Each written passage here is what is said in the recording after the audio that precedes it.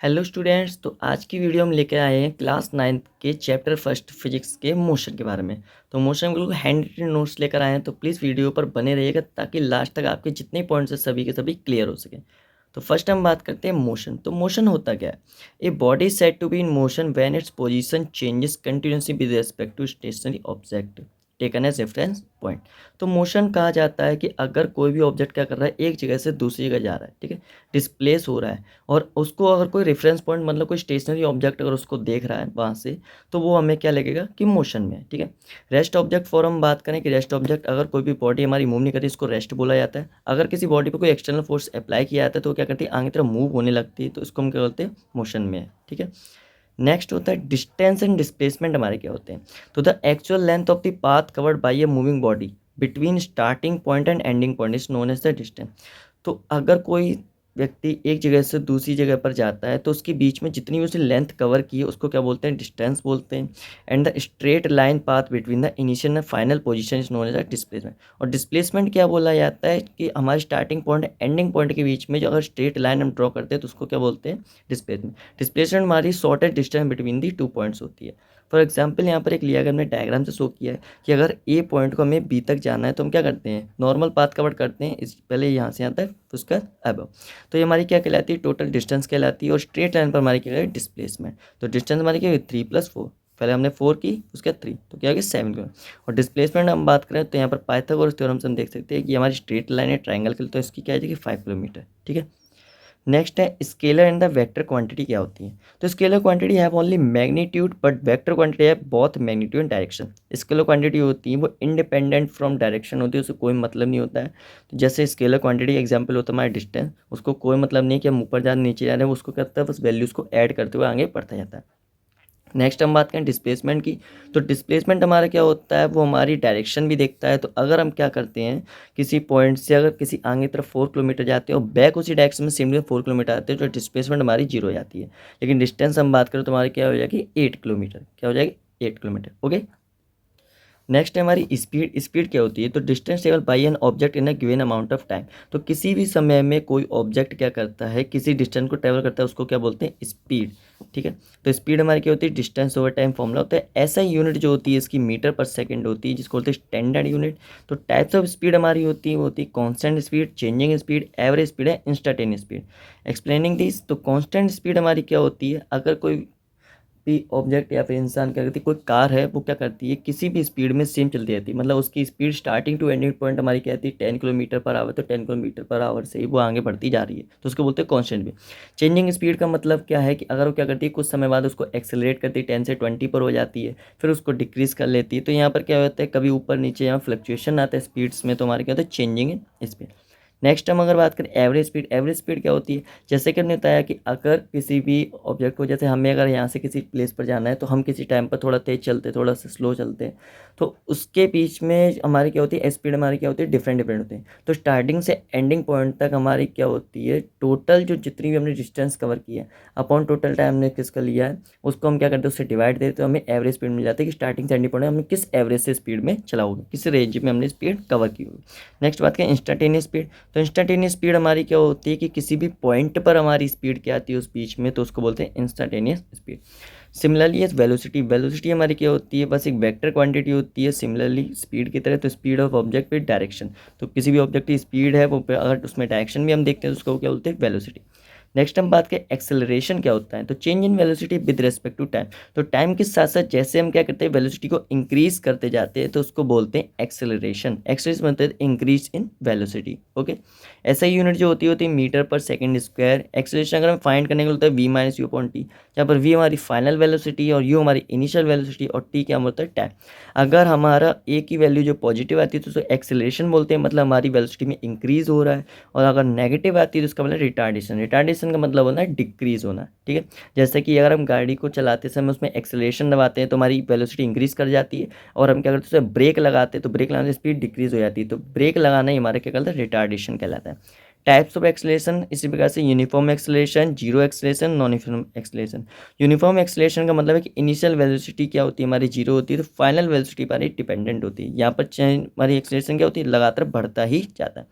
Zero acceleration का मतलब होता है कि चेंज इन वेलोसिटी हमारी बिल्कुल क्या होती है, जीरो। वेलोसिटी हमारी क्या है, कांस्टेंट है, तो हमारा एक्सेलरेशन भी क्या हो जाता है, बस 0 हो जाता है। नेक्स्ट हम बात करें कि नॉन यूनिफॉर्म एक्सेलरेशन, तो यूनिफॉर्म एक्सेलरेशन हमारे हमने देख लिए। नॉन यूनिफॉर्म का मतलब है कभी एक्सेलरेशन हमारे इंक्रीज करेगा कभी डिक्रीज करेगा, तो नॉन यूनिफॉर्म एक्सेलरेशन कहलाता है। यहाँ पर एक तो याद करिए एक्स जो होता है इज इक्वल टू डी होता है फॉर स्ट्रेट लाइन पाथ, और V is directly proportional to the for straight line path. अगर हम बात करें कि किसी भी स्ट्रेट लाइन पाथ पर, जैसे कार हमारी सीधी सीधी अगर चलती आ रही है, तो अगर उसमें क्या करते हैं, वेलोसिटी को इंक्रीज करते हैं, तो इसका मतलब हमने एक्सेलरेशन को इंक्रीज किया, और वेलोसिटी डिक्रीज होती है एक्सेलरेशन में डिक्रीज हो रहा है। सिमिलरली है नेक्स्ट टॉपिक हमारा फ्री फॉलिंग ऑब्जेक्ट। तो फ्री फॉल ऑब्जेक्ट हमारे कौन से होते हैं, any object moving freely under the influence of gravity. तो किसी भी ऑब्जेक्ट को अगर हम ऊपर की तरफ फेंकते हैं तो क्या करता है, वो नीचे की तरफ आ जाता है क्योंकि ग्रेविटी के कारण। तो यहाँ पर अगर हम बात करें केवल ग्रेविटी के कारण अगर कोई ऑब्जेक्ट नीचे आ रहा है, उसमें एयर रेजिस्टेंस वगैरह जितने भी हमारे आसपास फ्रिक्शंस वगैरह सभी को नेग्लेक्ट कर दे, तो हमारे क्या होता है, फ्री फॉलिंग ऑफ ऑब्जेक्ट कहलाता है। इसके अंदर अगर कोई भी चीज़ होती है तो अगर उसको गिराया तो वो हमेशा यूनिफॉर्म एक्सेलरेशन के साथ वो क्या करते हैं, इंक्रीज ऑन वेलोसिटी करते हुए नीचे की तरफ आते हैं। नेक्स्ट ग्राफिकल रिप्रेजेंटेशन, अगर हम बात करें मोशंस के, ये ध्यान रखना आपके एग्जाम्स के लिए बहुत ही ज़्यादा इंपॉर्टेंट टॉपिक होना है कि ग्राफिकल रिप्रेजेंटेशन कैसे की जाती है। तो अगर हमारी बात करें कि यूनिफॉर्म मोशन का जो ग्राफ होता है इस प्रकार से बनता है, जहाँ पर डिस्टेंस और टाइम क्या होते हैं, इंक्रीज करते जाते हैं एक ही पॉइंट्स के साथ। नेक्स्ट हम बात करें कि अगर यहाँ पर नेक्स्ट बात की नॉन यूनिफॉर्म मोशन, तो टाइम जैसे जैसे बढ़ता जाता है डिस्टेंस हमारी कवर होती जाती है, लेकिन किसी टाइम पर क्या होता है, किसी टाइम पर कम डिस्टेंस कवर करता है, किसी टाइम पर ज़्यादा कवर करता है, तो एक कर्व्ड लाइन बनती है। नेक्स्ट हम बात करें रेस्ट के लिए, तो टाइम तो हमारा इंक्रीज होता है लेकिन ना तो डिस्टेंस इंक्रीज होगी ना डिक्रीज होगी, इसलिए रेस्ट की लाइन कहते हैं स्ट्रेट लाइन आ जाती है, ठीक है।